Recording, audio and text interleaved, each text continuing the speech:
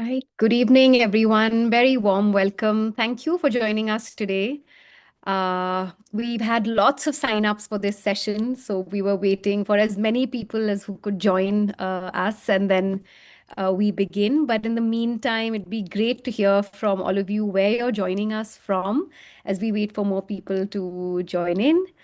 Thank you. And I mean, it's extremely heartening to see the length and the breadth of the country represented in the people who've joined us here today. Thank you very much and warm welcome again. My name is Bakul, and I am the head of program development at the India Mental Health Alliance. And I'm very, very honored and privileged to be moderating this session today. As we wait for people to join us, I wanted to take a couple of minutes to talk to you about the India Mental Health Alliance and then set the context for our session today, introduce to you our panelists, as well as the book on which this panel is based.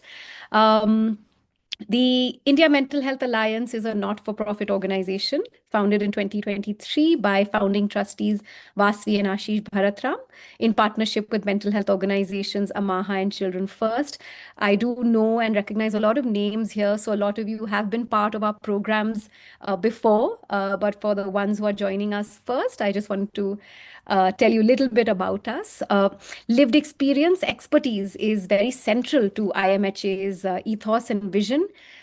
Several members of our board, our founding cohort, our steering council, and our core team bring with them personal journeys of either living with, navigating, or caring for someone with mental health concerns. And these experiences, these perspectives, and this expertise has actively shaped and is shaping how we think about mental health systems, power, care, accountability, practice, and policy. We formally launched the Alliance in late 2024 with the aim of bringing together cross-sectoral stakeholders from across the country to mainstream mental health as a development agenda and co-create knowledge. And so as of today, our alliance includes over 250 organizations from across the country, which are not just mental health organizations, but also cross-sectoral organizations, organizations of carers and people with lived experience, organizations working in social justice, philanthropy, academia, and so on, because we believe that mental health is not a biomedical issue alone, but a development concern that needs cross-sectoral collaboration. Our Knowledge Center, which is an offering from our alliance, is a repository of mental health resources and toolkits and reports and programs, which has been co-curated with and for our alliance members. And just recently, we finished hosting our first national convening in Delhi at the India Habitat Center. A little bit, perhaps, about the programs to set in context what we are going to also be doing here today.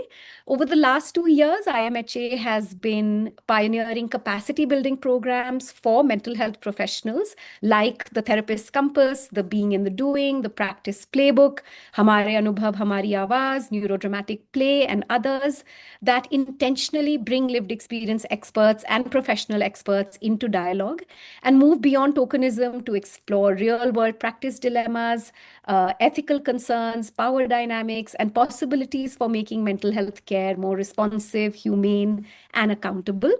I'm very excited to announce that in the coming months, we will be launching our next program, which is a program for early career psychiatrists, which focuses on ethical, reflective, and collaborative practice. We are also going to be launching a program for mental health professionals, all mental health professionals, including psychiatrists, psychologists, allied health professionals, social workers, cross-disciplinary mental health professionals, which is focused on learning from experts by experience, who themselves have navigated care journeys, and using this expertise to strengthen our mental health care practice, services, and systems. Moving on to our session today. We've actually had a large number of signups and a very promising interest in this topic that has slowly, quietly, and slowly gained visibility in mainstream mental health care discourse. And we've had people sign up from across diverse disciplines of mental health, including psychiatry, psychology, psychotherapy, allied mental health professions, but also the length and breadth of the country, which is a testament to how much this topic has probably resonated with a lot of you personally and professionally. Today, for this session, we are bringing together mental health professionals who bring their own lived experience and caregiving journeys to the forefront of their identities and practice. Our intent for this session really is that this conversation would encourage all of us as mental health professionals to think about how our own professional identity and lived experience can sit alongside in the room, in the same person, and be used to strengthen mental health care, training, supervision, service design, and policy. The contributors who I will be introducing shortly and who you'll be hearing from are all mental health professionals whose stories form a core part of the book Homecoming. I'd like to invite Neha Kirpal, who is the co-author of the book Homecoming, along with Dr. Nandini Murali. Neha is also the founding cohort member of the India Mental Health Alliance. She is a co-founder of AMAHA and someone who has navigated her own journey with complex PTSD while being a lifelong carer to a parent with schizophrenia and is a sibling suicide loss survivor. Neha, over to you, please. Thank you so much, Bakul, and everyone here who have registered to come for this session. Needless to say, in the course of our lives, many of us have experienced some of the challenges while providing care or experiencing mental health conditions, and yet I don't know if enough spaces have existed where we could actually reflect and share and learn from each other. In that. So as Bakul mentioned, for myself, right from my journey in the 1980s as a young person to now over the last few years, building our organizations across AMAHA, Children First, the India Mental Health Alliance, we've seen so many gaps and challenges that exist, whether it is in terms of understanding, whether it's in terms of perspectives, navigating care, or simply having an insight into what different people's version of the same story might be. And in the course of that, how we could possibly bring clinicians and carers and people with mental illness together to be able to co-create solutions and possibilities for better care and support, both in the community as well as within clinical practice and in service design. And so with all of that, the journey for me actually started when my younger brother passed, and I was put in touch with Nandini thanks to her book called Left Behind, which she had written when she had lost her husband to suicide. And that actually started a journey of reaching out to other friends and colleagues and people who are maybe part of different sectors in society, but have all found a version to thrive in, a version to grieve in, a version to cope with, as they've sort of dealt with their own mental health journeys. And so the book Homecoming really is that collective effort. There are 11 stories here in first person, lived experience narratives of all of us, and some of the contributors are here today. Very grateful for this open dialogue and safe space that has been created. And we hope that these conversations can spark many more, and that this is the beginning of a movement that IMHA would very, very much like to be a part of and catalyze. So with that, thank you all for being here today. And Bakul, I hand over to you to take the panel forward, and really looking forward to it. Thank you.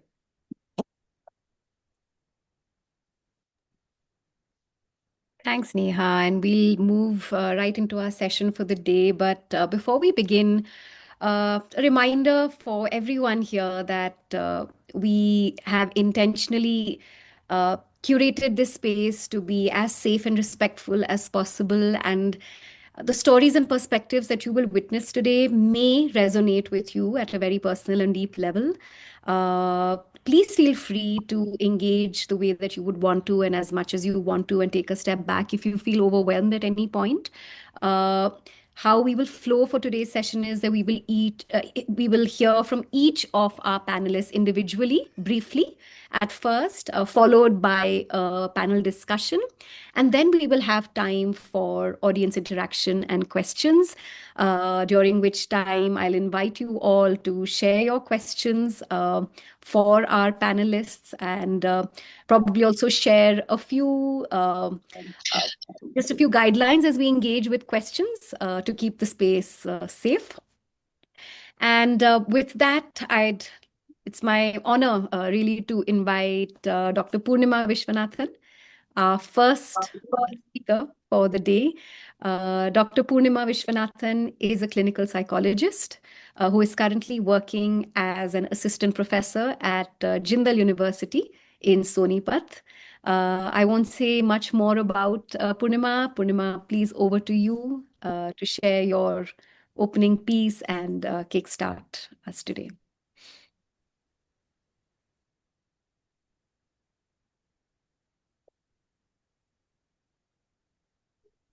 Purnima, if you could unmute.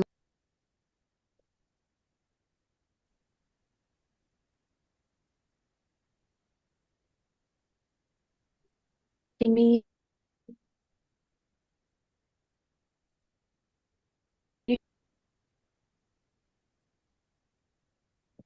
Yeah. But am I audible? You're audible and we can see you, but your voice is glitching a little bit. I think there's a network issue. Mm, should be better Yeah, now, I'm yeah, hoping. seems okay now. Okay, sorry about that. Hi everyone, and it's really an honor to be here today. And I want to begin by locating myself briefly in this space. I'm a mental health professional, a therapist, an educator, and a supervisor. And I'm also someone who's lived for many years with trauma and serious mental illness. These identities for me have unfolded alongside each other, shaping how I work, how I learn, how I listen, and how I stay present. I'm also someone who holds privilege to be able to share my lived experience in the way I'm able to do today. And I think there are a lot of different narratives that kind of are coming up, and a lot of different um, things that I want to speak about in today's session. But I think what stands out right now is I want to tell you a little bit about how I learned to function for a long period of time in my life since my childhood. So I lived with years of trauma without having language for it. And I learned early how to stay capable, consistent, resilient, and productive, and how to move through life appearing steady while also quietly bracing inside. And that way of being kind of carried me through school, carried me through work and training. And over time, it kind of became the only way of being for me, and it became very familiar. Um, in early adulthood, there was one major incident of assault that intensified everything that I had been holding together. And after that, I entered what I now recognize as a state of functional freeze, continuing to show up, continuing to meet expectations, to do what was required, but at the same time, feeling emotionally numb and disconnected underneath. And from the outside, I was functioning, but internally, much of my energy went into survival and just holding myself together each day. I eventually sought professional help, and I was hoping for a space that felt contained and that could hold me, and somewhere I could speak slowly and without exposure. The care I encountered, however, was very rushed and there was no hearing. I wouldn't call it care at all. And there was no holding, and it was just about protocol. And my experience was discussed without my consent, and decisions were made when I was not ready for them. And I left with this familiar sense of losing agency. Um, I was already studying psychology then, and there was this state of dissonance, state of confusion as to if this is how the field really is. Is this a field that I would want to be in? But I kind of stayed, and I trained and I practiced and I taught while my own mental health continued to unfold alongside my work. Depression, hospitalizations, medication trials, ECTs, cognitive loss, and later a diagnosis of bipolar 1 disorder and complex PTSD that I now live with. And much of this happened while I was embedded within mental health institutions, moving between these roles of clinician, student, patient, teacher. There was a moment during a hospital admission where a psychiatrist looked at me and said, "You're a psychologist, shouldn't you know better?" And what stayed with me was the loneliness of that moment, and the expectation it carries, right? That understanding mental health should somehow shape how suffering appears and how you appear. Over time, I feel like as I'm sitting with who I am now as a person and as a professional, what I feel I tend to do more of is I listen closely for what feels difficult to say by students, by my clients. And I notice when conversations move faster than the person in front of me seems ready for. And I feel like I pay attention to small moments. It could be a pause, it could be a hesitation, a shift in the room, because those moments often seem to carry meaning for me. And I feel like a lot of these things that I'm doing more of and I feel more attuned to is largely rooted in the lived experience that I've carried for many years. And being both a mental health professional and somehow someone who lives with serious mental illness is something that I continue to navigate.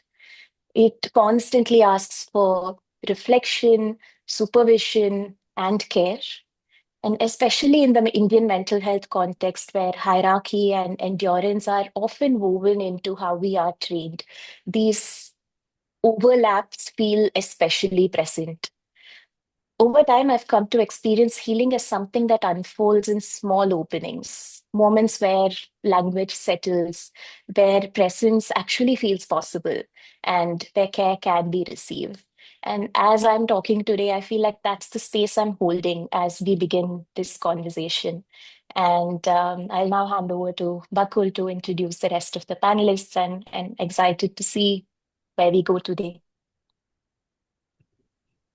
Thank you, Purnima. I wasn't ready for you to hand over back to me because I was listening, almost stopped in my tracks because I think you've touched on things that so many of us here in the room who have navigated training systems, who've navigated care systems as professionals and perhaps as people with lived experience. I think it really, really struck a chord. And following our panel discussion, I would really love to dive a little bit deeper on how you've navigated this intersection between your personal journey and your professional growth as a therapist, and how these two identities have spoken to each other, and also how they've been met with by the external systems that you've navigated. Thank you for starting us off. And like Deepika has just put in chat, more power to you. Thank you. I'd now like to invite our second contributor, Dr. Raisa. Dr. Raisa is a registered doctor in the India and the UK, and she is currently working in psychiatry. Raisa, over to you. Thank you, Bakul. So, hi, good evening, everyone. I am Raisa, and before I begin, I just want to acknowledge that due to certain personal and professional reasons, I am using a pseudonym and won't be on camera today, but I do hope that my voice can still carry what needs to be heard. So I've been very graciously invited here today by IMHA as a lived experience expert. And I'll be very honest that the particular phrase, it's very strangely in my body. And I guess perhaps it's because for the last 2 decades of my life, expertise was something that was used on me and not something with me. And a little bit of background, if I can give you. So I am a doctor who completed my MBBS about 2 years back. I did my MBBS from India, and I am registered as a junior doctor both in India as well as in the UK. And I am also an early career researcher. I hold executive positions in some junior doctor national and international organizations. And I've also worked for about 5 years now as a lived experience advisor across some national and international organizations like Center for Mental Health, Sanghat, Wellcome Trust, King's College, as well as Oxford. But long before any of that, I entered this mental health services as a patient, and I entered at a very tender age of 8. And over the last 2 decades, as I jokingly call myself, I was reduced to a walking, talking DSM ICD, and I carried n number of labels across my multiple records that spanned across 9 inpatient hospitalization in multiple private institutions and government institutions like PGI, NIMHANS, AIMS. And now ultimately I've landed with the labels of complex PTSD, ADHD, and recurrent depressive disorder. I'm also a survivor of multiple big T and small t traumas. And I also call myself as a psychiatry and a psychotherapy survivor, certain terminologies which makes a lot of professionals squirm in their seats. For the last 2 decades of life, the years of hospitalizations, years of iatrogenic trauma, and I am someone, most of you must have seen in your OPDs or IPT settings, what you call as a nightmare of a patient, the one that gets labeled as difficult, treatment resistant, non-compliant, non-engaging, all those kind of terminologies which we use for certain of our patients. And for a lot of time, all these terminologies became a part of my identity. I could not see beyond what I achieved. All of these achievements took a backseat, but I saw myself through the lens of what mental health services saw me as. And in fact, the label even became louder than my voice. It followed me into case notes, ward rounds, and conversations I wasn't even a part of.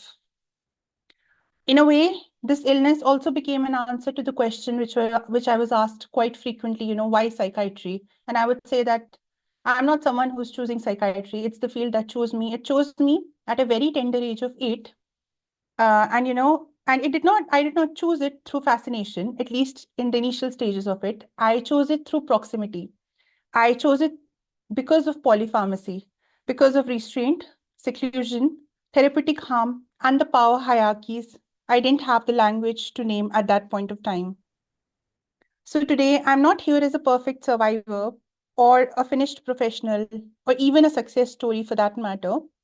I would call myself a very failed experiment of both psychiatry and psychotherapy, and someone who's still navigating the intersection of both my personal and professional roles, trying to reclaim my voice, because that is also that is the title of my story, Reclaiming My Voice, My Narrative from Struggle to Strength. And I'm really hoping that others like me, even less privileged, more marginalized, are able to reclaim their voices, like me being a part of Homecoming was an attempt towards that. Thank you all for being here, and I am really privileged to be a part of this discussion today and hope we can all unravel the complexities of this lived experience expertise and how it can better shape our mental health ecosystem. Thank you, Raisa. I hope you can see the hearts and the applause flying in the air, literally, for you. And I want to thank you for bringing in very necessary discomfort into the room, because all of us as mental health professionals, we constantly need to be shown the mirror. It's very, very easy to get carried away by the seduction of doing good and meaning well, and good intentions and good training are not enough. And I'm so grateful that we get to hear from people who have been survivors of psychotherapy and survivors of psychiatry, because we should never forget, we should never ever forget the history of abuse, violence, and misuse of power that is associated with the mental health profession at large. And thank you for reminding us that this is a very, very uncomfortable space for us all to navigate. And I hope that we can continue to remember that bad, poor, uh, well, abuse of power or insensitive practice isn't something out there being done by others. Each one of us carry within us the possibility and culpability of being extremely harmful in our practice without possibly even intending to be so. So thank you for that. Um, I would now like to invite our third panelist for the day, Dr. Kavita Arora. I'm sure many of you already know Kavita, but Kavita is a child and adolescent psychiatrist. She is the co-founder of Children First and one of the founding cohort members of the India Mental Health Alliance. And among her diverse identities, Kavita identifies as queer and has been a leading voice in the fight for marriage equality in India. Over to you, Kavita. Thank you. Thank you, Bakul. And thank you, Purnima and Raisa, for setting the stage. And I mean, I think I'm already in a reflective space, and it seems like a great honor, much as I've said before, to share this space with all the 11 people who've contributed to the book and have the courage to come out and speak about their experiences, about our experiences. So I thought I would share a little bit of my personal story, which is what I have found most difficult to bring into the wholesome space of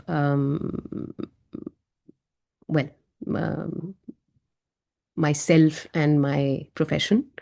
I think as I've grown up, we've been taught that you should keep the personal separate from the professional, and that is what a good profession or professional space is about.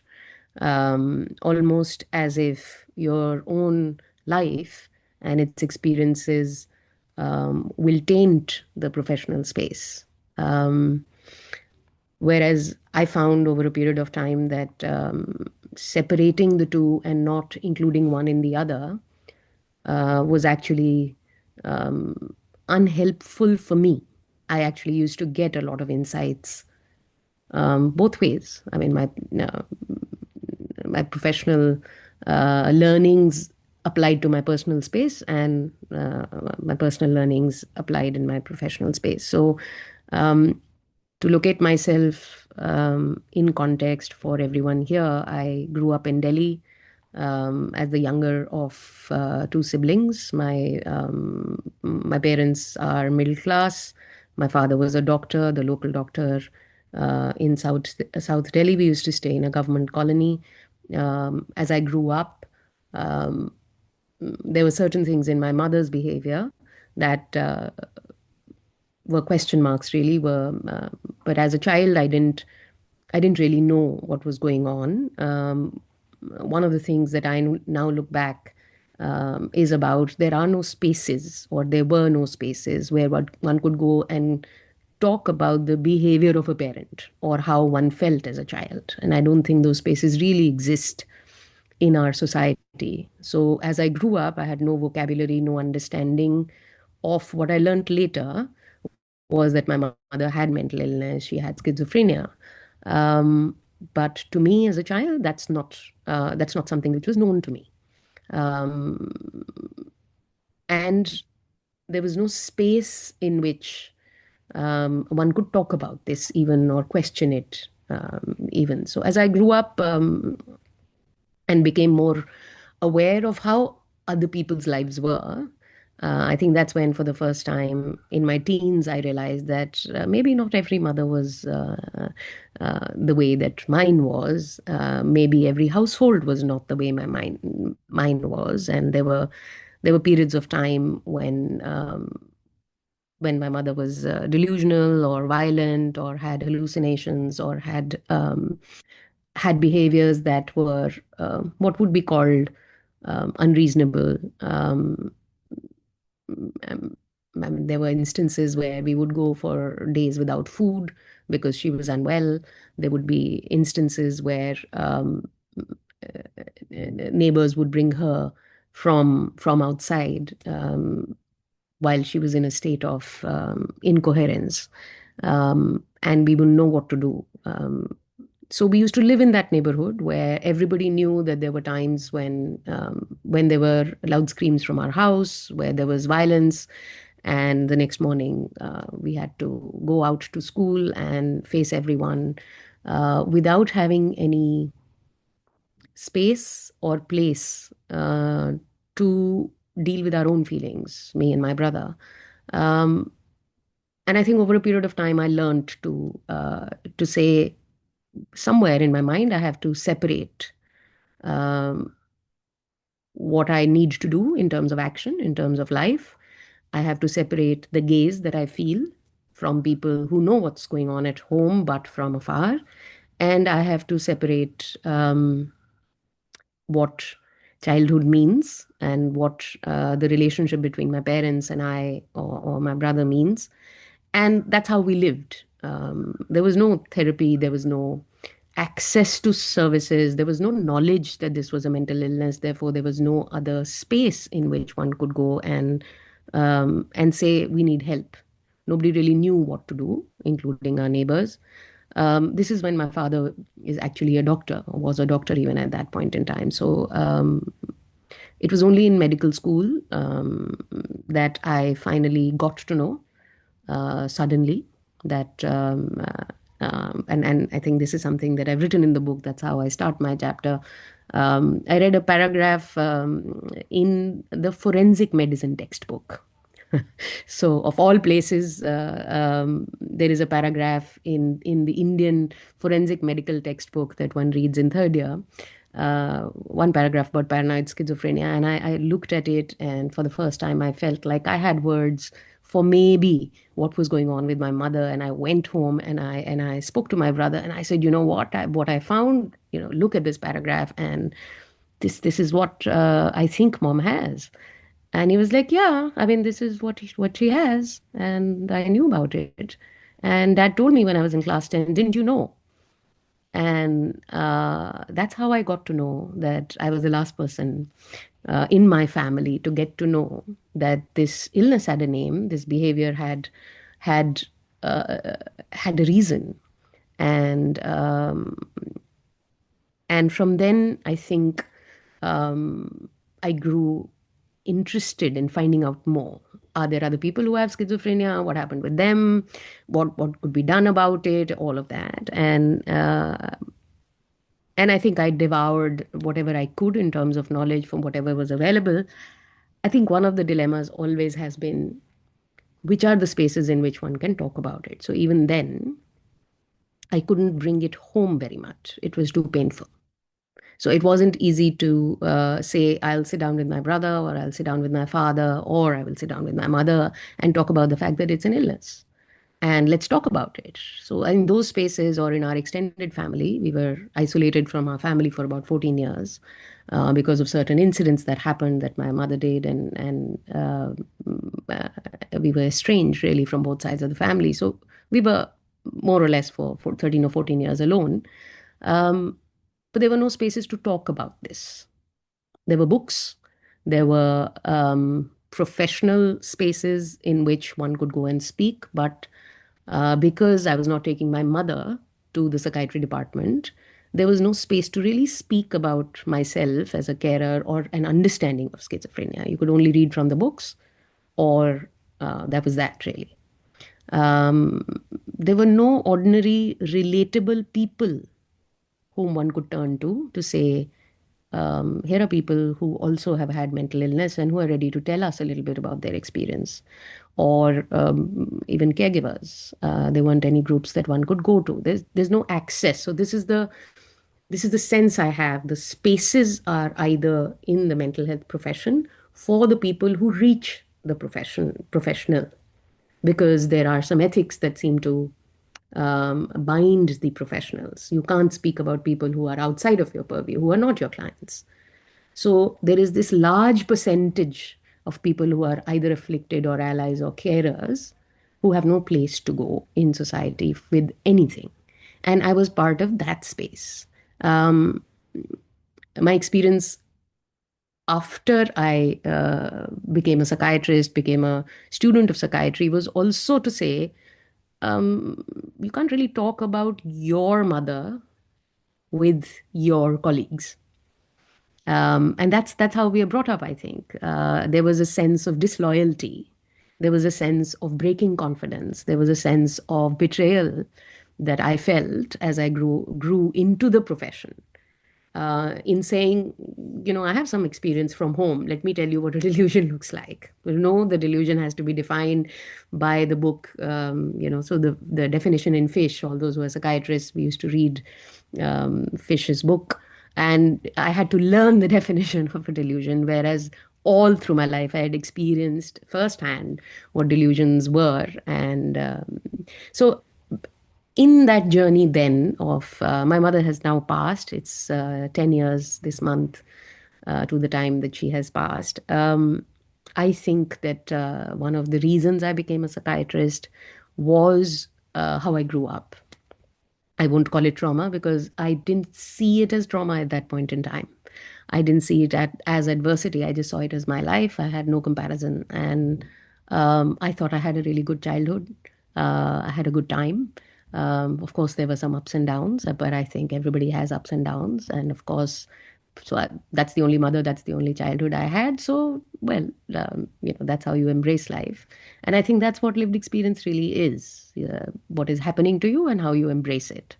I have often wondered as a dilemma that if somebody had told me this was abusive or this was neglect, what might have changed in my own feelings towards her, towards my father, towards my life, towards how I saw myself located, I don't know. So I have not been able to say it would have been better if I had received mental health care access at that point in time. I somehow wonder maybe it was best I didn't know that I was the child of a parent with mental illness and therefore disadvantaged or in adversity. I still haven't been able to find an answer to that in my own self that feels authentic. I actually think I might have really self-pitied myself and grown up like a victim, which I did not do, knowing or not knowing what I was faced with. So I'm putting it out there, and this is something that I often now feel is a dilemma I contend with even when I'm working with families. So one of the things that in my journey now over a period of time I have been able to see more clearly is that compartmentalizing this sort of personal and professional has not helped me over the years now. In appropriate ways, bringing in some of that experience has helped me more and has helped some of my families that I work with a lot more. I also think that it has had an impact on me as an individual, and it's very, very difficult to untangle that impact and say this is what the profession has given me and this is what my personal life has given me. So I'm hoping that bringing this sort of sense of wholesomeness and my whole self into the space today is also something that might enrich me, but also enrich the space. So over to you, Bakul, and over to the discussion. Thank you, Kavita. Please soak in the hearts flying your way. This new one with the heart bursting is really cool, man. Thank you, everyone.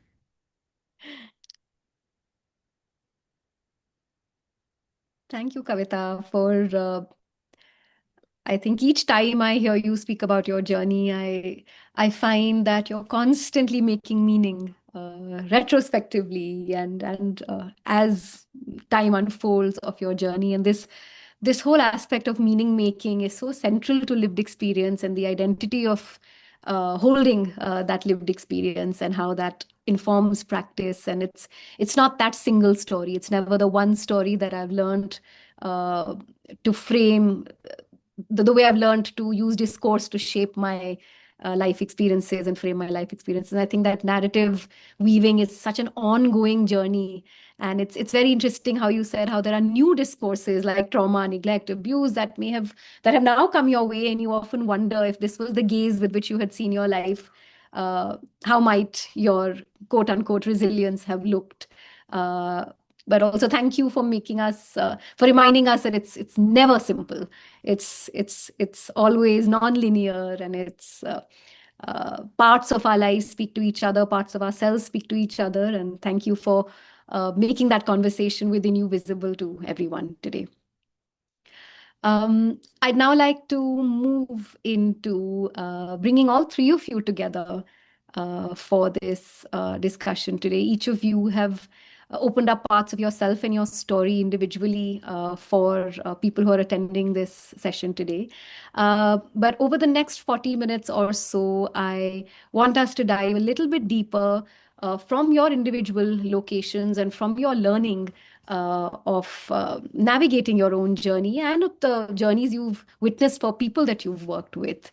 Some crucial anchors that people can reflect on today as mental health professionals, and perhaps also take away.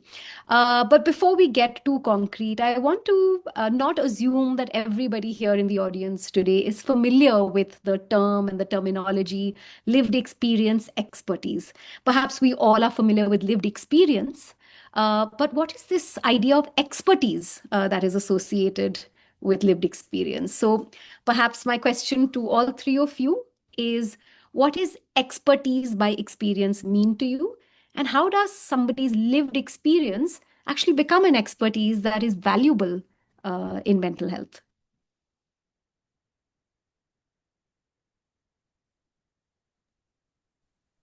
Pune, would you like to go first?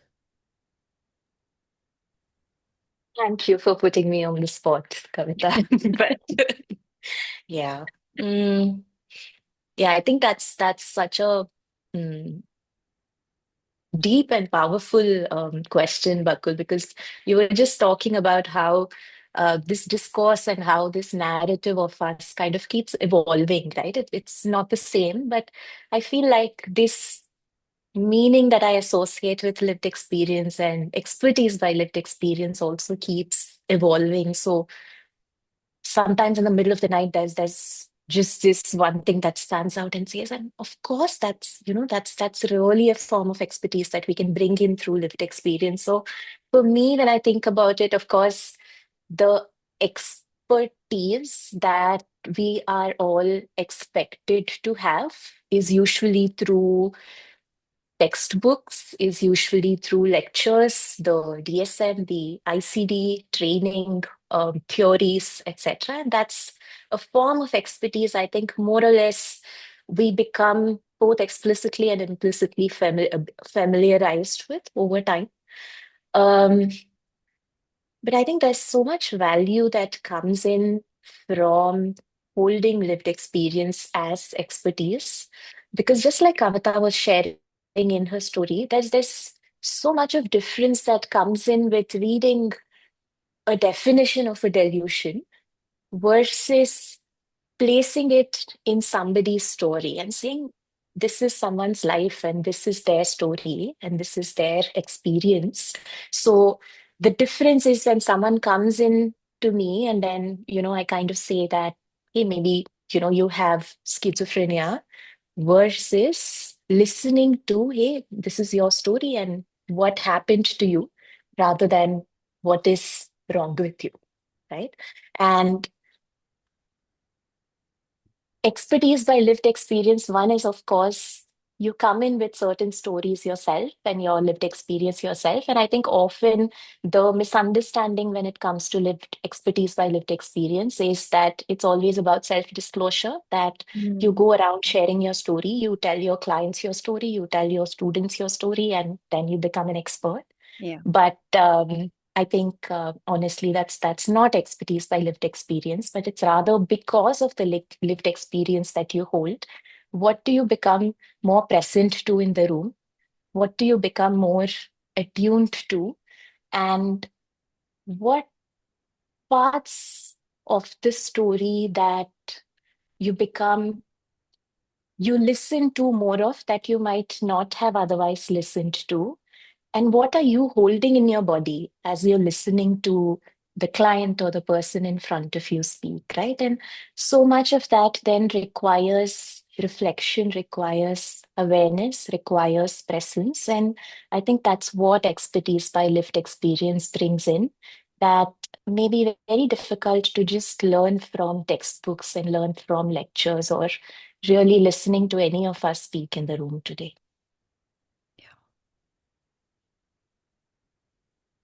Thank you, Purnima. Kavita, you go next. Thank you. Thank you for tagging me. And thank you for setting the stage.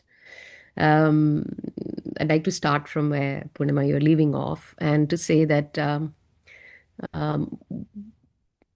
the thoughts I have about lived experience, this is a new concept that is being brought in the last few years. It's not a concept that existed prior to this. But if we take a step back and say that we all know that mental health and mental illness has increased in prevalence over the last decade. All of us know that. We also know that whatever service provisions are there, whatever care is there, is breaking down. It's a broken system. We are not being able to provide for it. So if you keep that in mind, and we say that there is a very large treatment gap, but prevalence is increasing across the age span, then one of the ways of looking at services or looking at what does one do about this as a problem is to say, how are people actually dealing with that 90% gap right now, and who's actually looking after that gap? So we are saying mental health professionals are not, but the illness exists. Who's looking after it? Who's dealing with it? And those people who are dealing with it and have been dealing with it for the last 2 decades must have some expertise and experience by now, which we are not recognizing. And who are those people? Those are the people who are actually living through it. Those are the people who have successfully survived it and are still functioning well. And those are the people who are probably closest to them, carers and allies, who would have a lot of experience, which mental health professionals may not have. So if 90% of the illness population is being looked after by these people over the last 2 decades, then are we saying that there is a sort of strength-based expertise that exists that we are not unlocking, that we are not finding credibility about, that we are just not paying attention to? And we are saying that the people who are taking care of the 5% are the ones that we should resource. So I think, to me, the biggest thing about lived experience expertise is here is a potential strength-based resource of already present resources in our society that we are refusing to unlock. And if we could legitimize this, if we could find a way to legitimize this, then I wonder if addressing this treatment gap and addressing mental health services across the age span could become a lot less burdensome for the handful few who seem to be the gatekeepers and decide as mental health professionals that we are responsible for it. We are not. The entire community. Mental health is universal. Mental illness is universal. The entire community is dealing with it. Let's recognize the expertise that may actually already be present. Let's unearth it, make it credible, and make it recognizable.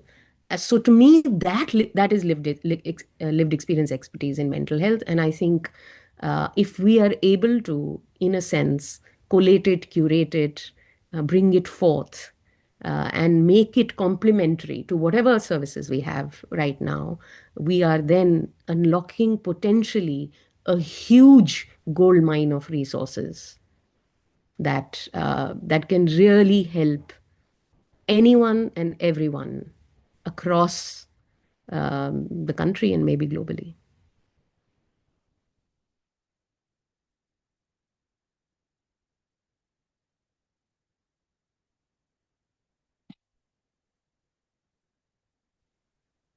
Okay, I'm handing back. Raisa, would you like to? Thank you, Dr. Kavita and Dr. Purnima. I think you've included most of the points. I think for me also, lived experience expertise has something which has been a very evolving step at multiple stages of time. Like when 5 years back, I was asked to be a lived experience advisor on multiple projects. The notion that I had at that point of time and what I have at this point of time has evolved over the course of the few years I've seen. Specifically when I see that, a lived experience is something we all have. It doesn't have to be a lived experience of mental illness. We anyways bring something on the table if we talk about clinicians or researchers. It's about, I feel it's more about naming something that already exists and how to redefine it further, because more or less when we talk about lived experience expertise, especially in mental health space, a lot of if I talk about my own colleagues, they fear that it is about dismantling something and creating it from scratch, but not recognizing, like you said, that it is something that already exists. For instance, if we just talk about, qualitative researches, which is already happening in the mental health landscape, this is also a form of lived experience uh, expertise, right? But then how, I won't call it meaningful co-production, but it is something that exists already. If we talk about guidelines or frameworks, we are heavily dependent on NICE guidelines for that matter. These are also some things which were initially, when they came in 1999, over the course of the last few years, you saw a lot of public and patient involvement that went through. And right now, there are important parts, these guidelines are framed by including those patient voices. So I think for me, over the course of last few years, I felt that for at this point of time, we don't have a booklet or we don't have a framework, what lived experience expertise looks like. It is, as we are in this space, like, we speak in medicine, you have to do something, you have to get your hands dirty and actually learn what something is. So I feel this somewhere falls on that spectrum. The lived experience expertise, what we bring to the table, how it evolves over time, how we are contributing to the services, like you said, highlighting the lacuna, the fractures that already exist within the system itself. Yeah, that's all I have to say. Thank you. Thank you so much, Purnima, Kavita, Raisa, for actually bringing to the fore that lived experience in different shapes and forms as has been recognized, but has always sat on the fringe of mainstream discourse, on the fringe of scientific knowledge, which is the core fulcrum of truth that we understand about mental health. And when it sits on the fringe, it is sometimes positioned as anti-psychiatry, or it's positioned as, okay, just peer support, or positioned as, well, maybe Alcoholics Anonymous, as not that's something that's part of the core central support system that people can access, but something that sits outside the hallowed professional corridors of mainstream mental health. And then we've seen that thanks to movements like Nothing About Us Without Us, thanks to the UNCRPD, the United Nations Convention for Rights of Persons with Disability, which included mental illness in it, we've seen the rise of user survivor movements, the advocacy for more rights-based practices. In India itself, the Mental Health Care Act had so many voices of people with lived experience informing it in different ways. We then moved to tokenistic inclusion, right? Let's include.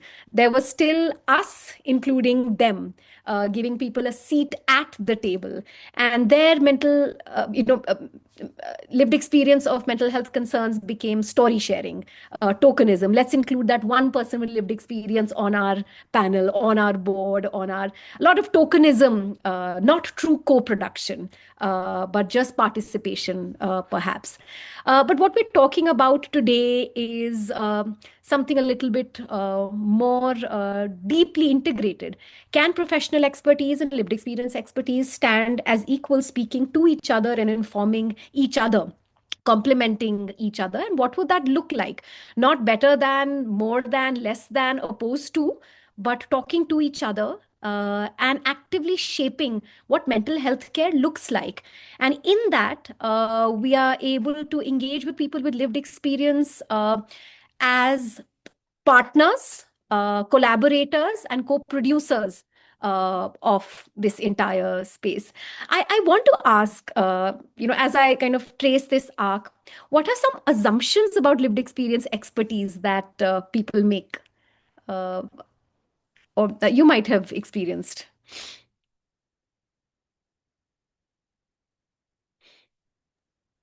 I think what I personally feel one of the assumptions is that, it does not get recognized as a form of knowledge. It is more seen in terms of disclosure. Another thing that I commonly see, when I talk in professional spaces, it feels like professionals more or less feel like it is, questioning the hierarchy, or it is about dismantling the system, or, it is giving up the authority. But, what essentially it means is to just share it ethically and accountability. That's what it is adding to it without taking the authority part of it. So I just feel that, these are the two common assumptions that I experience in my day-to-day practice while I interact with the clinicians or even my colleagues for that matter. Yeah. Thank you. Thanks a lot, Raisa. Purnima, Kavita, any thoughts? May I, Purnima? Thank you. I think one of the things that I find is an assumption is that a single story or one story is not good enough to be called knowledge.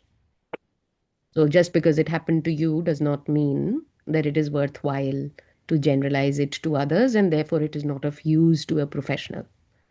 So I think that's one of the assumptions that I find, that it is just not enough. It's not seen as enough or objective. And that comes from the systemic nature of saying the only thing you can believe is randomized controlled trials with X number of people who have been anonymized. And that is the gold standard, and nothing else is the gold standard. So people are not the gold standard. So I think that's one that I find very often as an assumption. The other assumption is it is too intense.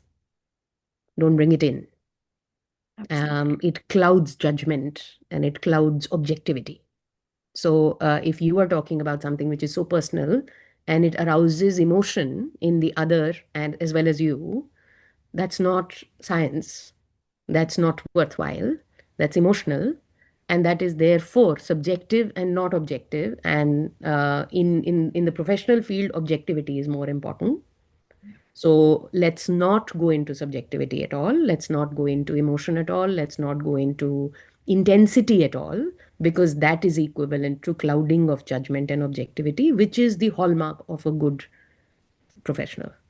So I think this assumption I find very often, even today. And I just think that it makes emotions make people uncomfortable. So there is a certain kind of training that we get to devoid the space that we are entering professionally of emotions over a period of time, at least as doctors, because there is so much intensity in the work we do every day. There is almost a self-preservation, instinctual derobing of emotion that as doctors we find helpful for self-preservation as psychiatrists. And as we do that, it becomes very important to keep away emotion from that space, because otherwise you will have to bring your whole self in, you will bring all your emotions in, and then what will happen if you do that every day with every client, with everyone, then what happens to you? So yeah, those are some of the assumptions that I feel I still hold some of them very strongly. There will be spaces that I will not bring in lived experience expertise, while I'm okay to bring in the professional part, even today.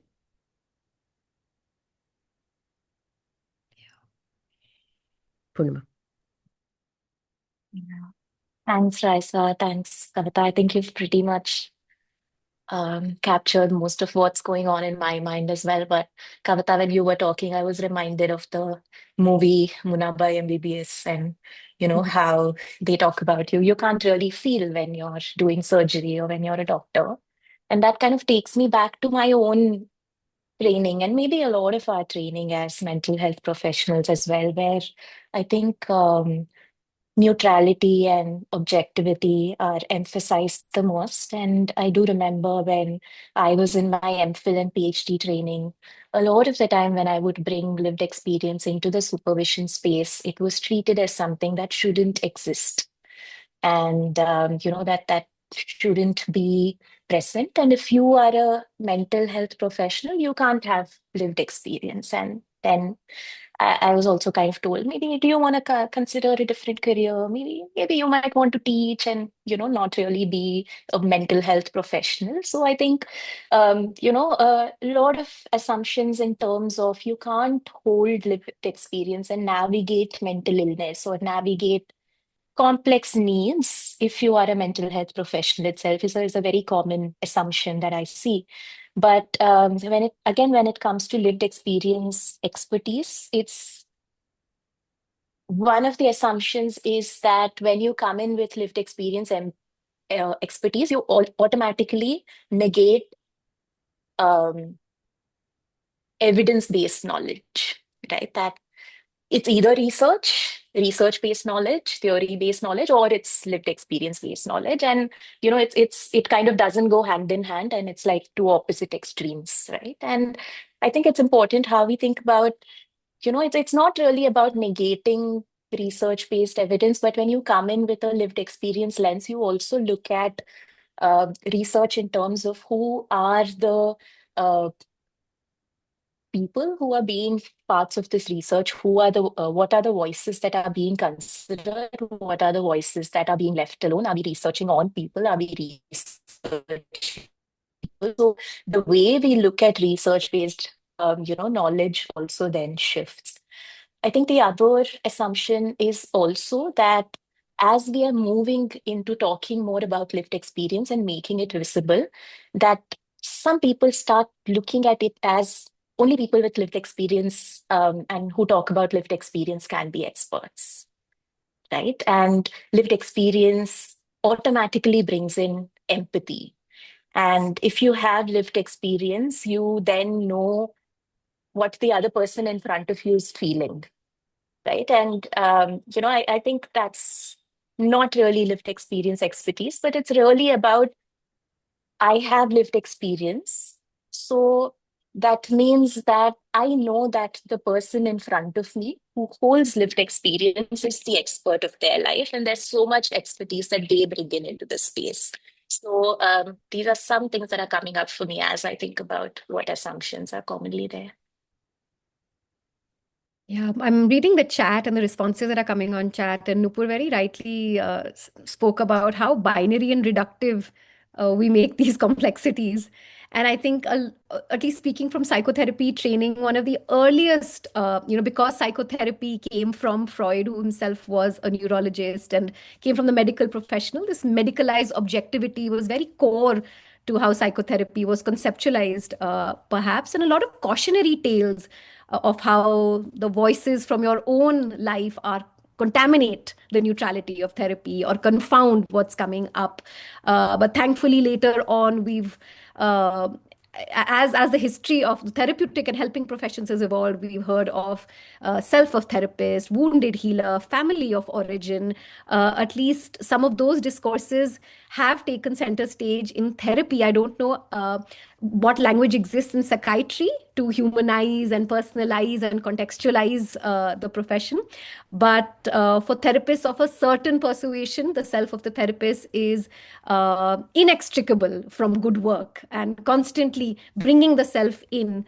Or at least reflecting on the ways in which the self is coming in and intentionally using the self is extremely important. And that brings me to asking you all what it's been like to actually be a mental health professional that has brought their story to the center stage of their professional identity. And What have been perhaps some of the barriers that you've experienced, barriers that may have been external by the system, and barriers perhaps that you might have encountered within you towards becoming an expert by experience alongside a professional expert?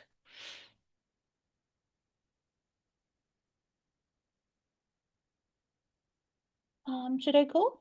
Sure, Aisa. Yeah. So I think it's been a tough journey, and one I have to navigate on a day-to-day basis based on circumstances. But yes, there are multiple barriers that come up, like you said, the individual barrier. Even we are a part of the same mental health ecosystem. We can talk about stigma eradication and do all sorts of campaigns. But there is some degree of internalized stigma that I personally found within me, especially when it comes to, severe mental illnesses. I talked about my depression and anxiety from last many years, but when it actually comes to talking about the psychotic breakdowns, or if I have to talk about the pseudo hallucinations, that's internalized stigma is already there.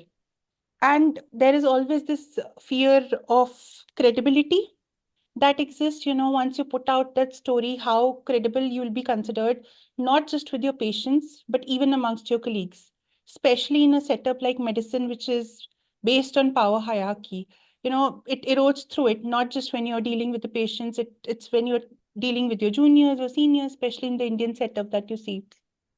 And, because more or less, I think the system in itself is like, uh, it rewards silence rather than vulnerability. And we often confuse like professionalism with the distance. So I think these are some of the if factors, individual and systemic factors that overlap. And also because, more or less our services are more or less volume driven. So we don't have a lot of reflection time, a lot of biological essentialism that you've said already exists. So the system is not prepared to hold that vulnerability. So for a very long time, I thought, why was this internalized shame, or why was, I would have a major collapse after being vulnerable. There would be threat, was it too much of oversharing, how much of it is right? But then after a time, you realize that, the system is not prepared to hold that vulnerability for you. So I think these are some of the individual and systemic barriers that I have experienced over the course of last few years. Thank you, Raisa. There's such a sharp internalized surveillance that you talk about, that the gaze of the system uh, puts on us. And the other important thing that you said was, I think really struck me, not all lived experiences are created equal. I think there is a lot more tolerance, empathy, respect, patience, and compassion for relatable experiences like depression and anxiety, and much less trust, tolerance, respect for experiences that seem further away from just lived reality, like psychosis, like personality vulnerabilities. There's a lot of distrust that comes in. Even the words that we use clinically in terms of judgment, soundness of judgment or coherence, or I think we systematically reduce the credibility that we associate with the person in front of us, depending on where they may fall on the continuum uh, of, well, lots of continuums that we've thrown around in our categories. But yes, not all lived experiences are created equal. Purnima, Kavita? I want to echo a lot of what Ressa said, and what you said, Bakul, right now as well, that there's just been so much of internalized stigma towards mental illness that I still constantly grapple with and still try to navigate. Just one instance that's coming up for me is that one thing that I've always struggled with is because I have bipolar disorder, in terms of how my practice goes, because there are times, there are certain episodes when I may have to take a break, or that I may not be able to stay completely present in ways that I might otherwise be able to. So I'd always think about, is should I continue doing this? When I am in a space where I may slip into an episode at any point in time, how do I kind of prepare myself? How do I prepare for my clients for what may be coming up? So I'm blessed with a wonderful supervisor. So one of my first sessions, I told my supervisor, this is something that I'm navigating. My supervisor asked, have you told your clients that you have bipolar disorder? I said, no, of course not. Like, why? And I said, I don't think so. I mean, I don't think I should be sharing something like that. That maybe, you may want to think about if that's something that would kind of help them prepare and, even think about whether to make an informed choice of, whether they'd like to start therapy with you and be in that process with you as you are navigating what works best for you professionally as well. Right? And when I thought about it a little more, I realized though I speak so much about lived experience, I still hold so much of that shame about what I told my supervisor was then are not going to trust me anymore, right? That if I have active episodes, if I have bipolar disorder, how are they going to think that I will be helping them? Right. And that just still kind of, in so many ways, I think that internalized stigma and shame stays with me. And it's a constant thing that I have to be reflective about and, reach out for supervision and, constantly navigate some of these questions within my own self. And yeah, I think that's something that has kind of been a little bit of a challenge. But I think other things that come up is also something that I'm able to hold with reflective practice in terms of, am I going to over identify at certain times with certain clients, and what are some boundaries that I need to have? What about my own system of care that kind of needs to be in place as I'm navigating and holding space for clients as well has been extremely, extremely important. And I think systemically both Bakul and Raisa have just spoken so much, where productivity and objectivity is valued so much, emotional distance is valued so much. And I think when we kind of tune into what lived experience can bring into this space, there can automatically be this door that just kind of shuts and says, do you really want to do that? Right. So I think, yeah, it's a constant back and forth that happens for me. Yeah. Lots of heads were nodding, Purnima, as you were speaking about the system of care and support. It's never about self-care. It's about systems and layers of care. And I'm so glad that you spoke out loud about supervision and how that's been a space that's really held you and nourished all parts of you and made room for all parts of you in your work. Yeah. Kavita. Mm, mm, mm. I'm also thinking that in the current way that we have structured services or we have structured mental health care right now doesn't lend itself to even eliciting lived experience expertise or even highlighting lived experience expertise in the system itself. So whether it is how a hospital or a clinic is structured, for example, even in its design. You enter and there is a small waiting area, which is for the passive carer or the lived experience person to go and wait. But it is a passive waiting area. You're not supposed to do anything else except wait. All the action is going to happen inside the room of the therapist and the expert. So before that, you're not an expert. You go inside, you're the expert. You get out, you're in the waiting area, and you get out. So the entire design of the services, whether it is an inpatient or an outpatient, is built to say that the expertise only happens inside that one room. And this comes from the medical professional bits of saying you need a place to examine the patient, and therefore you may need equipment in that room. But that's the entire set and design of the service. That is the entire set of, there are no spaces built to say, is this person active otherwise? Are we thinking about what kind of a person is coming? Are we able to say that if they're waiting for an hour outside, then what is it that they're doing? Are they just going to just wait there and waste their time waiting for the therapist or waiting for the psychiatrist to come?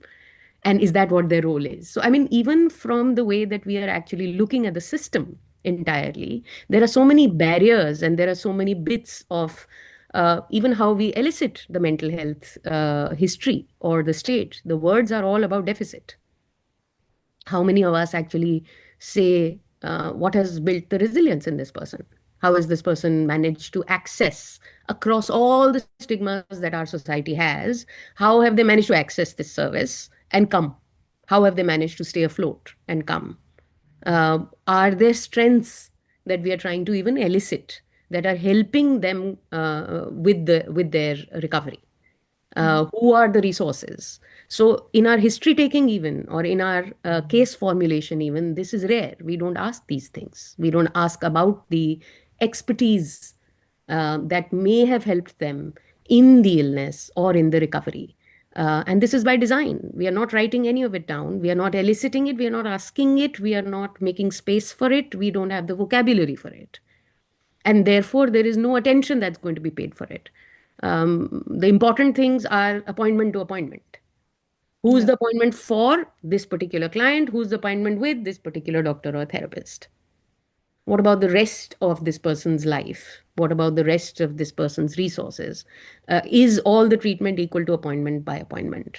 What happens between appointments? Is that not important? Because there is no communication there. There is no. So I think actually that right now mental health care systems and models are built to only look at deficits and the illness within a person, and in fact, within that, the symptoms of the illness within a person.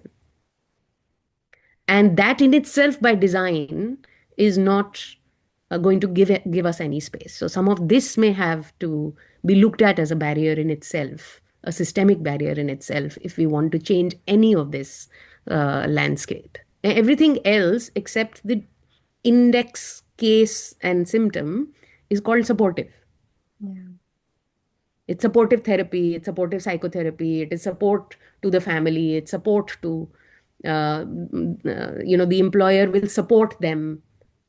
So all the rest of your life except the symptom is designed to be secondary, which is actually not humanizing the healthcare at all.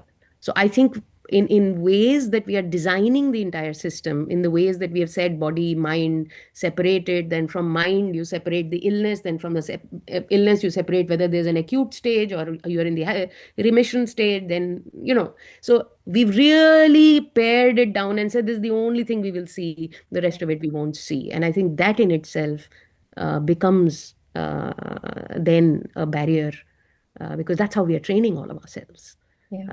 So I would say that I think is a systemic barrier. We are only looking for acute episodes of severe illness and not being able to say.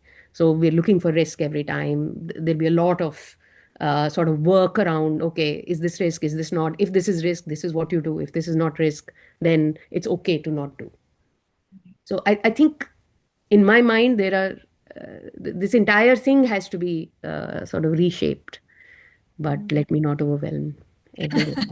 No, I don't think that was overwhelming at all. In fact, I think, Kavita, thank you for reminding us that it's not just about individual stories of expertise, but I think very important to really zoom out, take a macro perspective to how we are thinking about care, how we're designing care, how we're designing spaces, how we're designing waiting rooms, how we're designing the language of inquiry or interrogation, rather.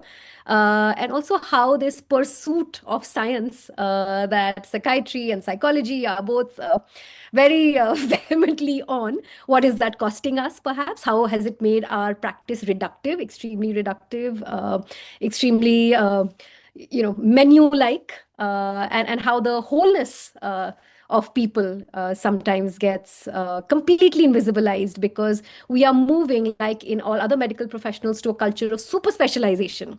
And we're all becoming more and more adept at very, very specific micro processes, and sometimes the basics and the fundamentals and the synthesis can get lost in that. And with that, I also want to uh, remind everyone that in the coming months, we will actually be bringing forth a program based on lived experience expertise, and how mental health professionals and organizations can integrate this expertise in their practice, in their services, and in systems at large. So going beyond story sharing and perspectives to actually bringing about concrete, actionable transformations in the way that we imagine care. So that was an excellent segue, Kavita, to the personal stories that we held and witnessed today, to focusing on how systems really need to be transformed, and how lived experience can play a very, very, but must play a critical role in humanizing care. With that, I'm mindful of time. We're at 6:54 and we have till 7:30, and I want to open up space now for everyone who's been patiently waiting and witnessing and absorbing the stories and the perspectives that came in today. I'd like you all to please type your questions on chat. Just to be mindful to not get into personal questions about the details of people's stories, but perhaps any questions that you might have that might help you reflect and help the group reflect on practice, lived experience, and the intersections between the two. Over to the audience to type their questions, and I will, hopefully, if there are lots of them, I will club them and share them with our panelists.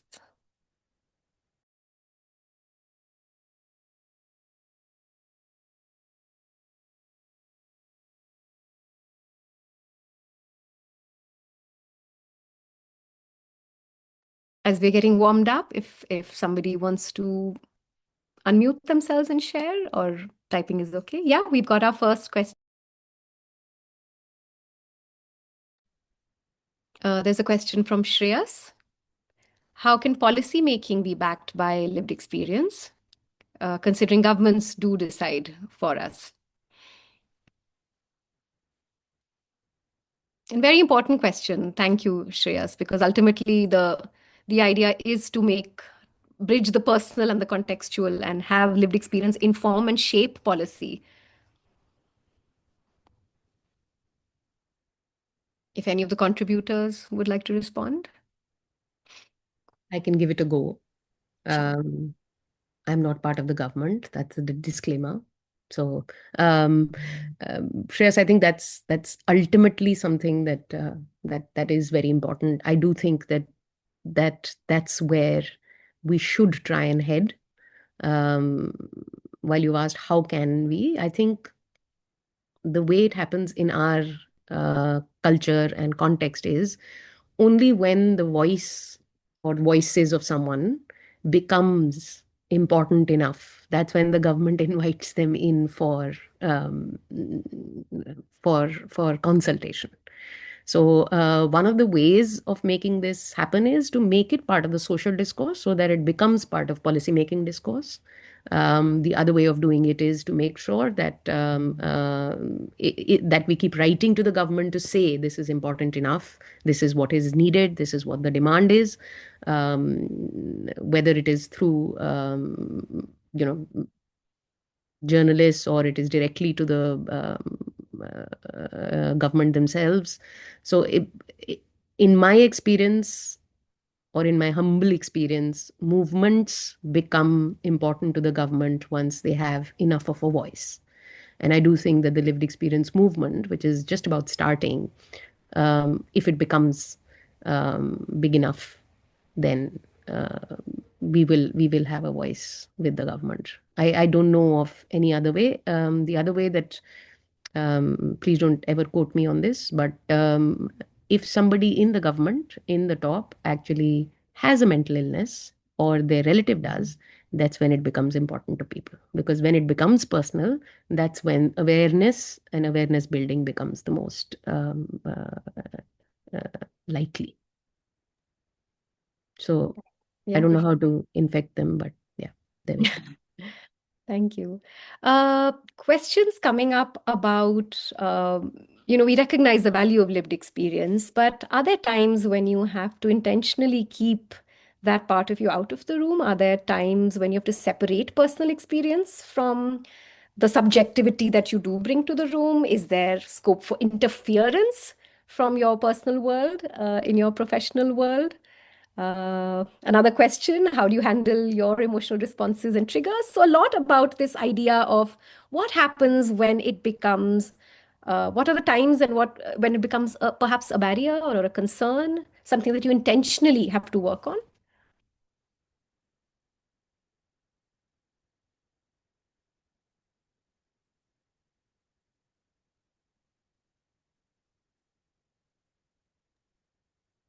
I'll try to answer that based on how it's been for me, because that's also a question I keep navigating on a daily basis.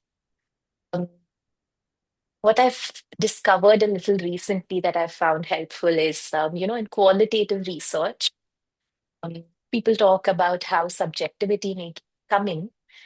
And, in the process of being reflexive, we write something called a positionality statement. So, say for example, I'm working to understand how grief is experienced in a certain population. Then I write a positionality statement about what is my position in relation to this topic.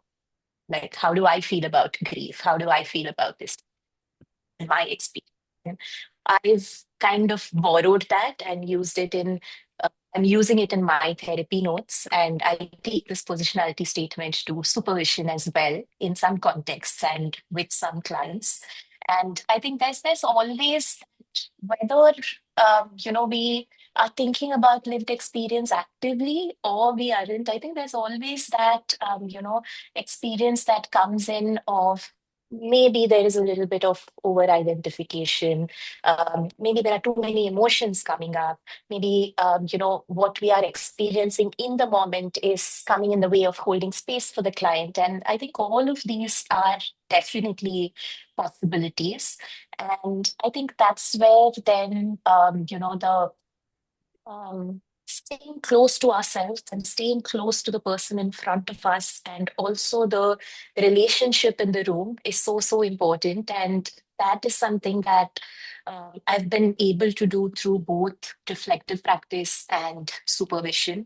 So I can't emphasize enough the power of reflective practice, supervision, and also other forms of, support, like peer support, support, family and friends. I think some of the things that we say in these spaces and some of the experiences that we bring into these spaces also then help us to be a little more reflective about what is ours in the room, what is the client's, and what belongs to the relationship between both me and the client. So being reflexive about my experience, my emotions, and what I am experiencing in my body, both before, during, and between sessions, is something that really helpful. Kavita or Raisa, do you want to respond? Sure. I think one of my simple answers is really that I had personal therapy as well for a number of years. Um, and just for the audience to know that the bringing whole self into my presence is not something that was there from day one. I have now been practicing for 25 years. My mother died 10 years ago. My ability to bring in my personal and lived experience is only starting now in the last few years. So it has taken me all this time to actually work through what somebody had said was emotional triggers and all of that. I wasn't able to do that in the first few years of my practice. So I went through quite intensive therapy about my own emotions with my mother, my relationship with her, all of that. And then over a period of time, I have managed to do that. The second thing that I would like to say is I don't necessarily disclose to everyone in therapy or in with my clients. So the way that the disclosure has happened is in the book. For me, it's in a very public space. It's in the book, so my client may or may not have read it, and I may not feel the need to disclose at all during the workspace. Only if needed will I disclose whatever is needed appropriately to bring that in. So I don't think that I am propagating self-disclosure as lived experience at all. It is what it does to one and what it brings in, and the respect, like Purnima had said earlier, my understanding of what the other person, the client, is bringing in changes, because if I respect lived experience, then I respect them more and their expertise more and their carers' expertise more. And because I work with children a lot, I respect the child more and their own personal experience more. And that is how it shapes my practice, rather than self-disclosure being the way that lived experience is shaping my practice. The other one thing that I would say is that it is up to us how we bring it in. So in my case, personally, I have chosen to done it far more publicly. So whether it is my intersection of queerness or it is my being a carer and therefore having lived experience, I've done it through platforms which are not one-on-one, which is either a book or some very public platforms with the same-sex marriage case that we had done, regardless of this thing. So, I think all I wanted to say was that's where I'm at about yeah. Thank you, Kavita.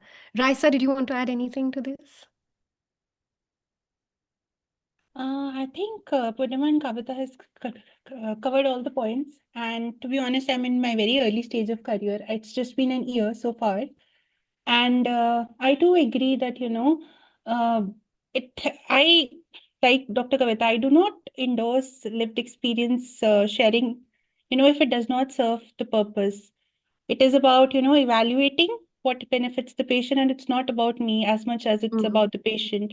And like, I do engage in personal therapy from time to time and supervision as well as self-reflection that I do just to see what I'm bringing to the table and how can it benefit to the patient in any way. So I think these are some of the ways, in which I mindfully engage in what I actually bring to the table. Thank you so And much. just sorry, Yeah, Purnima, just something that's up as I'm hearing both of you talk is how expertise by lived experience is also about the humility that comes in that I'm not the expert. Yeah. That was not the people.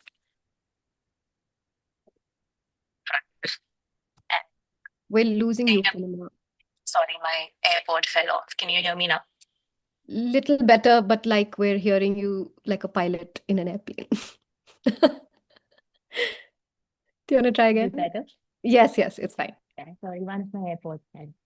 Yeah. But yeah, so I think that there's a lot of humility that's kind of coming in along with it, and that constant reminder of um, the patient and the carer and all the systems that they are holding them are really the experts at the end of the day.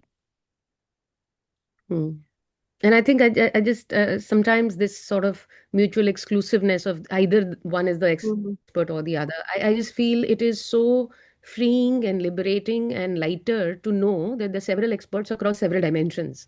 So if in the room the family is sitting, it is so much better for me as a psychiatrist to feel that here are four experts sitting in this room. And maybe the expertise is different on different dimensions. So if we complement each other and we build on the strengths, I have a certain kind of knowledge as a psychiatrist. Somebody else may have a certain kind of knowledge as the mother of the child. And the child has a certain kind of knowledge about themselves. Suppose we are able to share expertise, then we are four experts. Why not do that rather than take the burden of saying you're the only expert in the room? So I find Yeah, it and a then lot better. care really becomes about community rather than, And one collaborative person decision providing making and something to Yeah. the other. co-production of the care pathway, all of Yeah. that becomes so easy. And if truly one can hold that position, I think the heaviness of the mental health care burden actually Absolutely. can really come down. Yeah, it's very top heavy at the as a pyramid. Even it's conceptualized as a pyramid, right? The Absolutely. specialist at the top and the Yeah. community at the base, and it's Yeah. absolutely. It's circular actually. So let's keep the circles. Lots of questions coming in. I'm going to try and bring them together thematically. But an interesting question about how your practitioner identity actually lent to your own process of meaning making of your lived experience.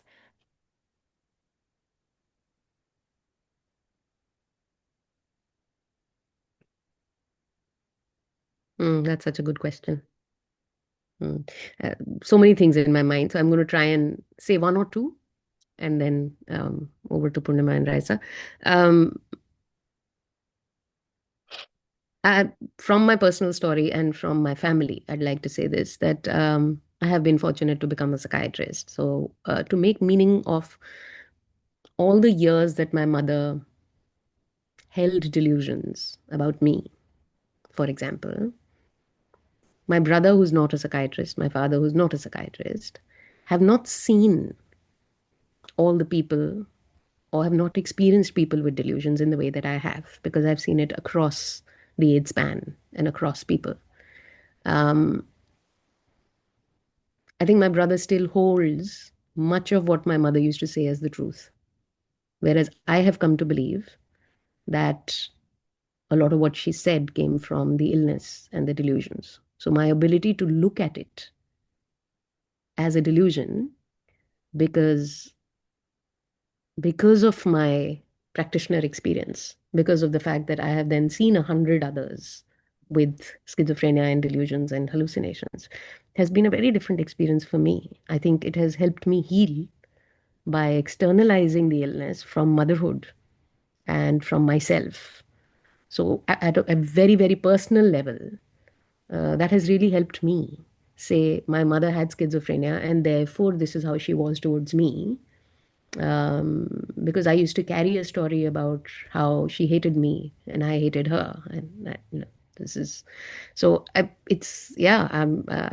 think for me, at a very personal level, the practitioner bit has really shaped my relationship with my mother and the motherhood, and in the future and onwards, I also feel this helps me help the families I work with to see how um, how it can be in the future for them.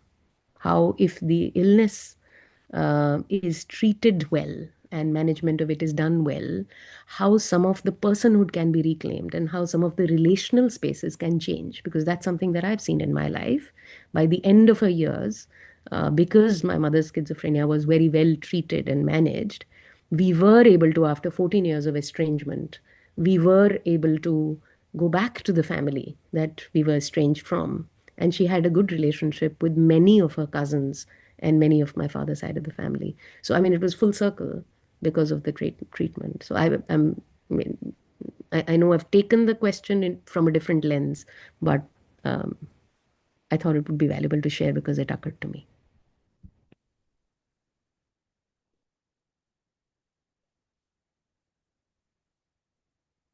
Thanks, Kavita, for that. I also deeply resonate with what Kavita shared as well.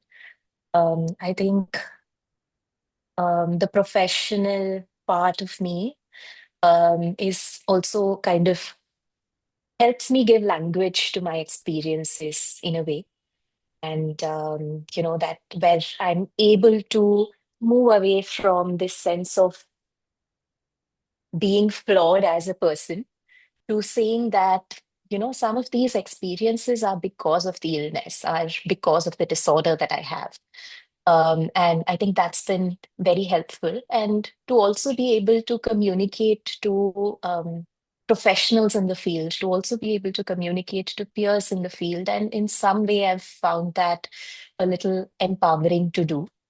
The other part that I've, constantly been very surprised with is how much I learn from the clients that I see and the students that I teach when, it comes to my own lived experience. And it helps me discover, so much about who I am and what my experiences are. And I feel like learning from the people around us as we are professional also adds so much value to our own lives as well.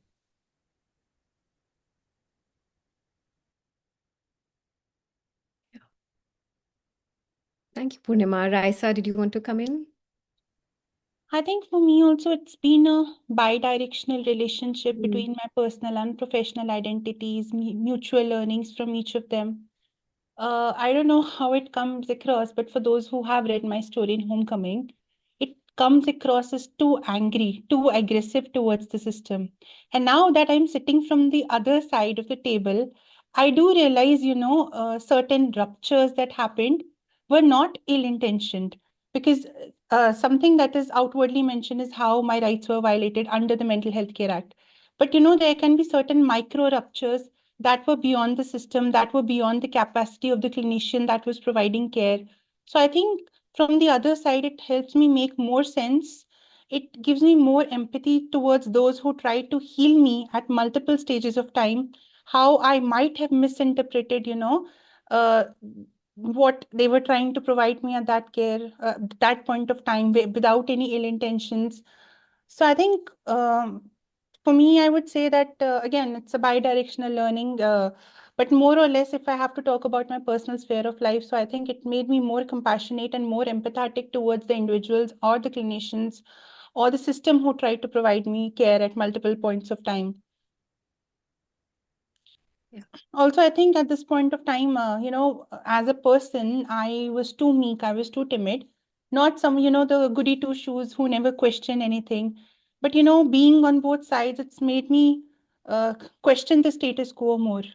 To stand up for the patients, to stand up for my own self, when I try to act as a patient advocate, when I try to make sense of their meaning, when I try to represent their voice in front of my colleagues, or when I try to represent their voice in front of the system, somewhere down the line, I feel more empowered within my own personal capacity to stand up for myself as a patient when I am seeking care. Thanks, Raisa. There's a question, Purnima, Kavita, Raisa, about how treatment slash therapy spaces, we mentioned they need a revamp.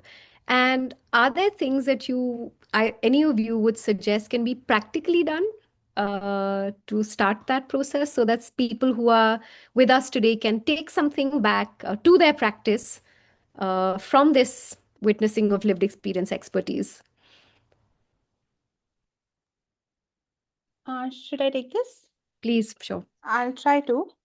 So I think when we talk about revamping the treatment and therapy spaces, again, there are some macro levels of, uh, if we talk about, like I talked about, just the Mental Health Care Act that exists. Now, it exists on the paper, and to some extent, to a lot of extent, it has been employed in multiple institutions. But if you go into rural places, I have personally seen it's not been employed the way it should be. Now, these are some, policy level changes, and these are some major changes that need to come into place. But again, like I said, there are certain micro level changes that can be made because, the system can provide safety, but at the end of the day, it is what the client perceives as safe.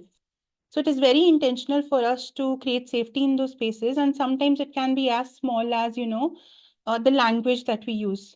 So, so I don't know if this is the right place to share. This is this poem that I have written. I'll just take few lines from it. I had written, just how my perpetrator said, no one will believe me. Mental health services said she lacks insight and mental capacity. Just how my perpetrator told me to submit to me or else. Mental health services said the same. Comply, or else we will force you with medications and seclusions. Just how my perpetrator pinned me to the bed and to do things to me that I did not want. mental health services in that moment did the same, tied me to the bed. This is in talking in context of physical restraints and forced medication. So I think it's certain micro level changes when we talk about in our clinical practice. There are certain frameworks that already exist. If we talk about agitated patients, like verbal de-escalation, physical chemical restraints, these are something that we need to abide by.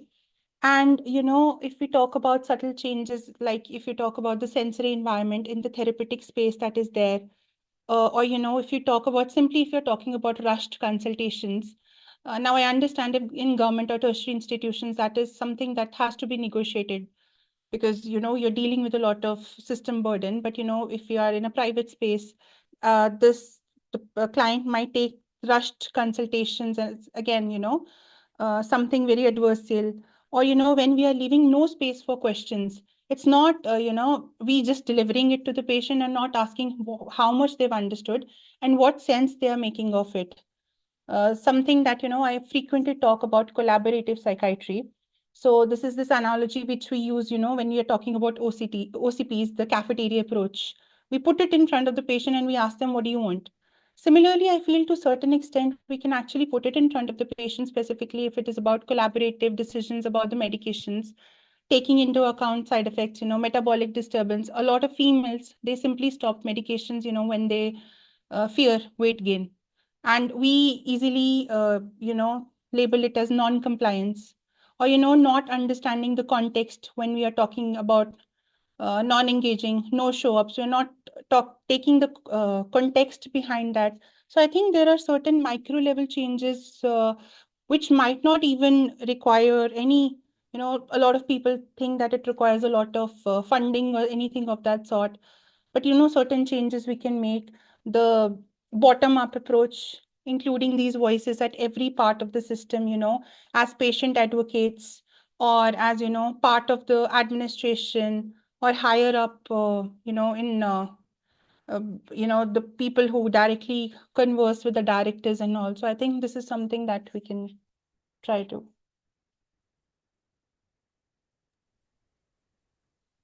Thank you, Raisa. That's extremely helpful. Purnima, Kavita.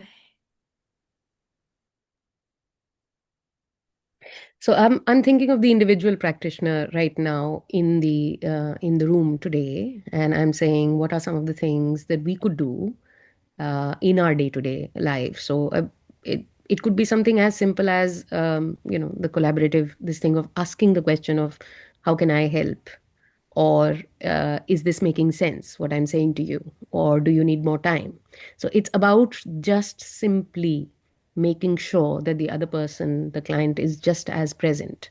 And that can start from how are they being brought in? What is the way that your room is located? Are you sitting behind a big desk and are they in a less comfortable chair than yours? Or are you facing each other across a smaller table? So even something like that are you going and escorting them from outside in, or are they coming in to a closed door and you're sitting down and they are walking in and then sitting down almost like a principal and a student? So any of these things is about providing a bit more equity and a bit more sort of respect to this entire relationship of client and professional. So asking about strengths, asking about what kept them going, asking about what they do in the rest of their life that keeps them going, what is it that they feel is a sense of motivation for them. All of those things make the other person's self come in more, and for you to be able to respect them. I also feel sometimes that just simply looking at the person and greeting them like you would greet someone, with a smile, with a handshake, and escorting them in. Sometimes we forget to do this, which is as simple as basic human respect.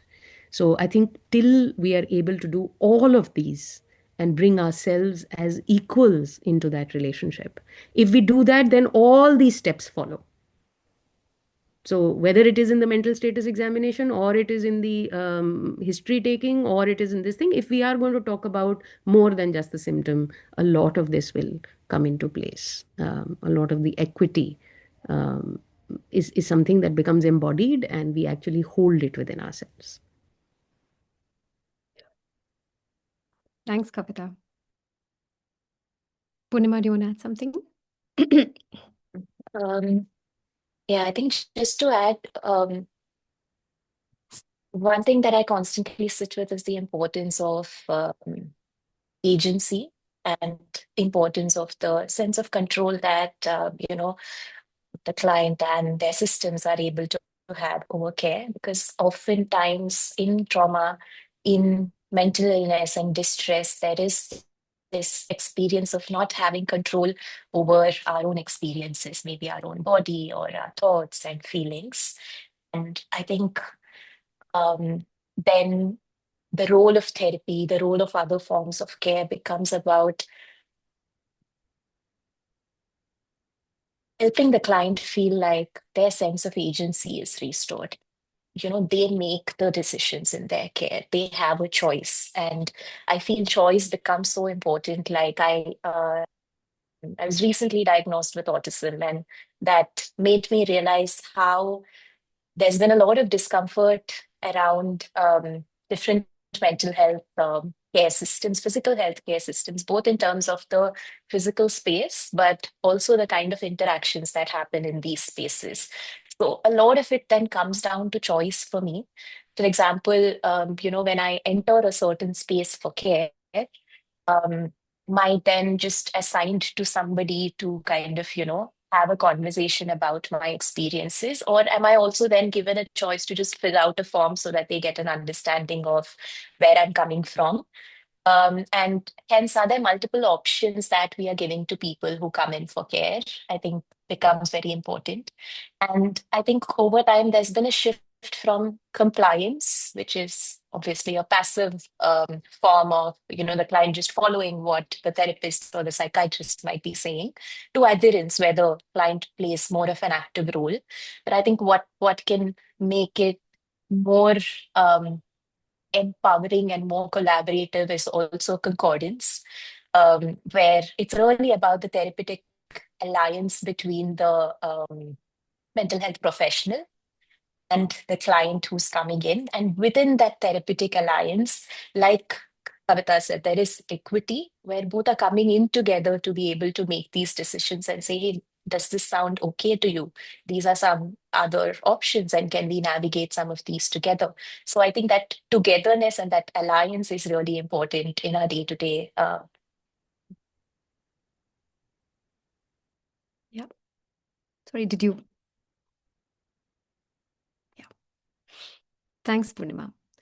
I'm aware of time, and I'm also aware that we have a lot more questions and a lot of conversation that's been generated today that we possibly can't address and contain in the time that we have left. But we want to continue the conversation, and I can see from the interest in chat that a lot of you do want to continue the conversation. In the form that we circulated a couple of minutes ago, I've just reposted the link again. We want to invite you to share your interest in the thematic of lived experience expertise. Also, just announcing that we are going to be in the coming days, in the coming few weeks, rather, we're going to be bringing together focus group discussions to learn from diverse stakeholders what programming around lived experience expertise should look like, could look like. And if you're interested in being part of this focus group discussions and helping us strengthen our reflections as we build this program out, we would love to hear from you. Please share your email address in the form that we've shared. And my hope is, and all of us at IMHAR hope is that we can continue this conversation. This is only the beginning. And often I want to acknowledge there was a comment about how this is a very privileged space. It absolutely is a space of privilege. And I think we're all cognizant of the different layers of privilege and the different layers of vulnerability that each of us is bringing to the space. And I don't think either cancel each other out. But this is just the beginning. And we really want to make sure that the understanding of lived experience and the way that lived experience is integrated to radically shape and transform mental health is actually shaped by people with lived experience. And so it would be great if you could please drop your email addresses if you want to be part of the focus group discussions that will help inform some of our thinking and programming around it. We have a small, very quick before you all transition out, a small Mentimeter exercise, because there are so many of us in the room that are possibly tied together by our experiences, not only as professionals, but as humans. And it'd be useful to see how many of us are bringing different identities and different parts of us to our professional work. And so if you could please click on this Mentimeter link and answer the question that's going to pop up on your screens, and then we will share screen and see what emerges from this collective. The question that this Mentimeter asks you is, in addition to your professional qualification, are you also someone with lived experience of navigating a mental health concern or caring for someone? And I'll request the IMHA team to please share the responses as they come.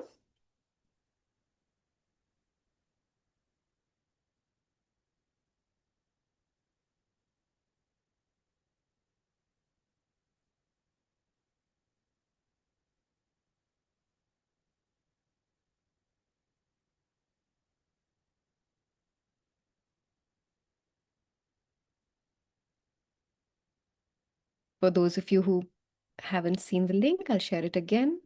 It's just one question, and I'll request the IMHA team to please share screen.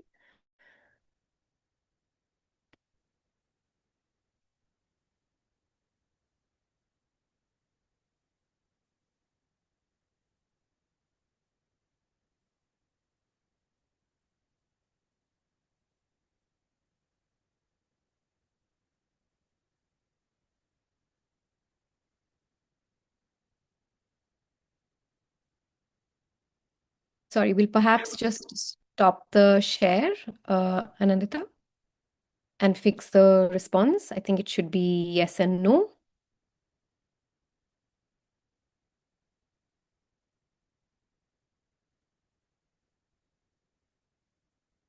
Thank you for flagging that. And thank you to everyone who's sharing their email addresses. You can share them in the form, please, so that you don't get spammed. Let me share the form as well with you. Great. We'll actually leave the Mentimeter complexity because technology just complicates life. But if just a show of hands, perhaps as a statement of solidarity and coming together, of how many of us bring our own lived experience to our professional roles and have both of them inform each other. Thank you. I wish I knew how to raise my hand. I will figure it out today.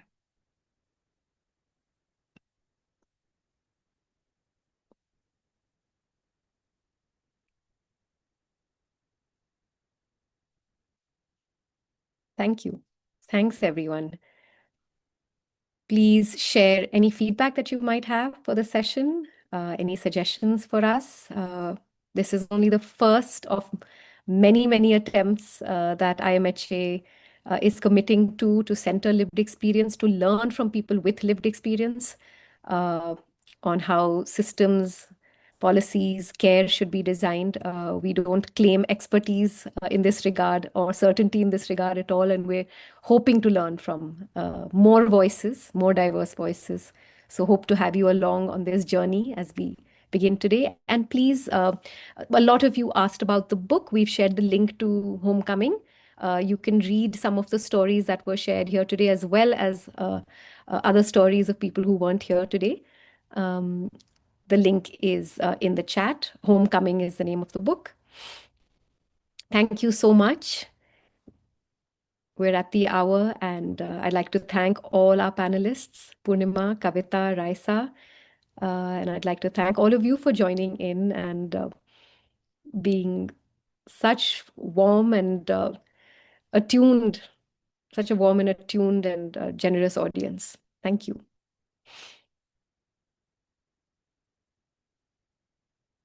Thank you. Thank you for the feedback.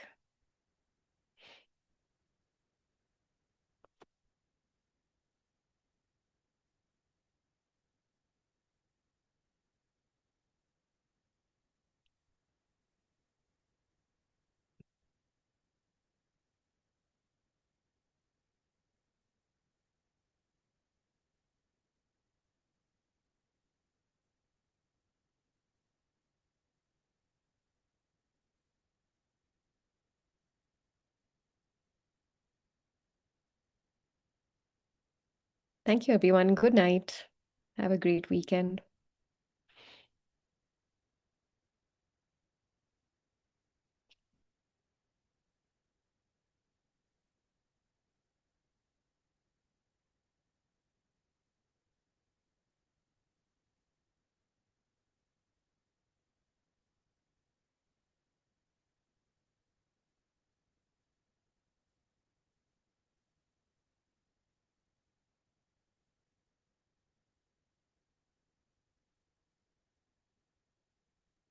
Thank you, everyone. Good night. Please feel free to transition out.